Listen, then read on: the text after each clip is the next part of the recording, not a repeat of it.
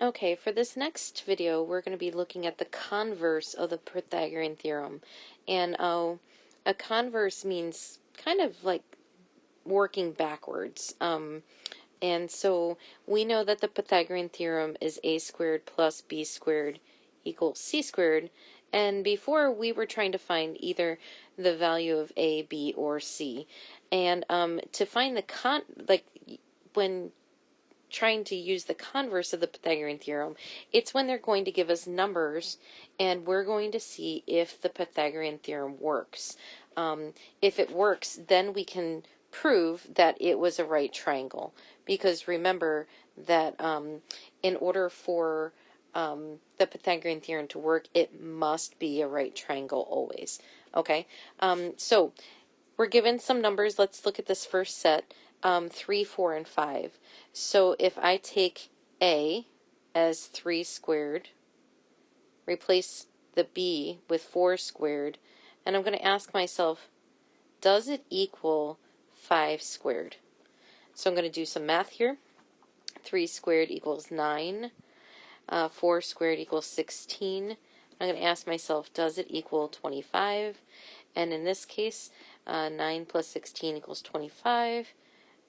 And that equals 25, and so yes, it is true, and so yes, this is a right triangle, okay? And so since the Pythagorean theorem ended up working in this case, it is confirmed that it is a right triangle, okay?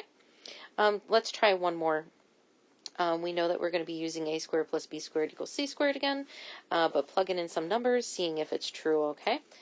And so we've got 5 squared plus 12 squared, does it equal 13 squared? I'm going to need my calculator on the side for a second. And I know that 5 times 5 equals 25, plus 12 squared is 144, I know that one. But I'm going to ask myself, does it equal 13 squared, which is 169? And right off the bat, I know, oh, let's see. Yeah, it is. 144 plus 25, 169, does equal 169. And so this is a right triangle. And so the Pythagorean theorem was correct. Okay, let's try one last one to double check it.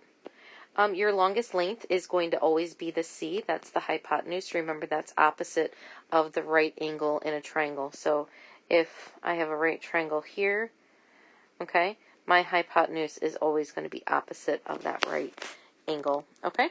And it's always going to be the longest length. So 7 squared plus 24 squared, does it equal 25 squared? Let's double check. 7 times 7 equals 49. And let's see, 24 times 24 equals 576. And let's see, does it equal 25 squared, which is 625. And so 576 plus 49, it does equal 625, does equal 625. So in fact, this is a right angle and it follows the Pythagorean theorem. I'm seeing right now that all of these examples probably do work because it was an explore activity.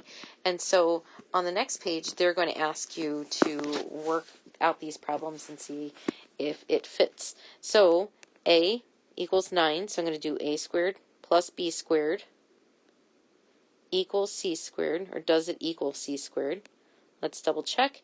9 times 9 equals 81. And 40 times 40 equals 1600. And let's see, does it equal 41 squared? 41 squared equals 1681. And so 1681 does equal 1681. It is a right triangle. Okay? And then you're given some choices on this last page to see your turn. Work through them. You do have this on your answer key. So go ahead and check your answers when you're done with that. And if they do not work out to be equal to each other, if you have two different values on each side of the equal sign, then it is not a right triangle.